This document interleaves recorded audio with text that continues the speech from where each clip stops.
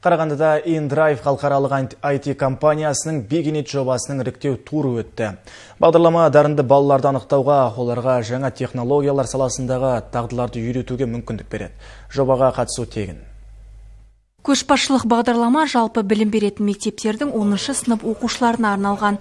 Курс аясында қатысушылар әлеуметтік жобаларды жүзеге асыруды үйренеді. Болашақ мамандықтарына қажетті дағдыларды дамыта алады. Жобаға 10 жыл, бірақ осы форматта тек қана осы жылы бастап жатырмыз. Бұрын біз балаларды тек қана IT саласында бағдарламауға үйреттік. Бізде мұғалімдер болды, платформада курстар болды, бірақ осы жылы біз осындай масштабты бір шара жасап жатырмыз. Beginit by InDrive әлеуметтік көшбасшыларды дайындайтын жоба.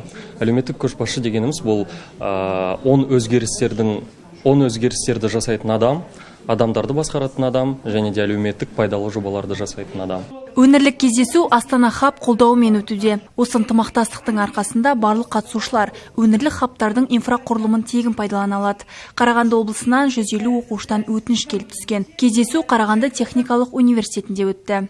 Сегодня будет проходить большое мероприятие. Бүгін үлкен іс-шара өтуде. Бұл шара InDrive компаниясымен Терриконовая долина Қарағанды техникалық университетімен Астана хаббен бірлесіп ұйымдастырылды. Бағдарлама мектепте оқитын және өз мамандығын таңдау шегінде тұрған көшбасшыларға 10-шы сынып оқушыларына бағытталған. Қарағандыда бірінші тур өтіп жатыр. Барлығына сәттілік.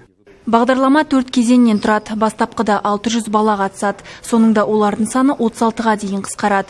Жоба маусым айында фестивальмен аяқталады. 20 финалист Алматы қаласындағы InVision U жаңа инновациялық университетіне талапкер ретінде ұсынылатын болады. Оқу шығындарын толық жабу қарастырылған. Сондай-ақ 6 қатысушыға жоғары білім алуға гранттар бөлу көзделіп отыр.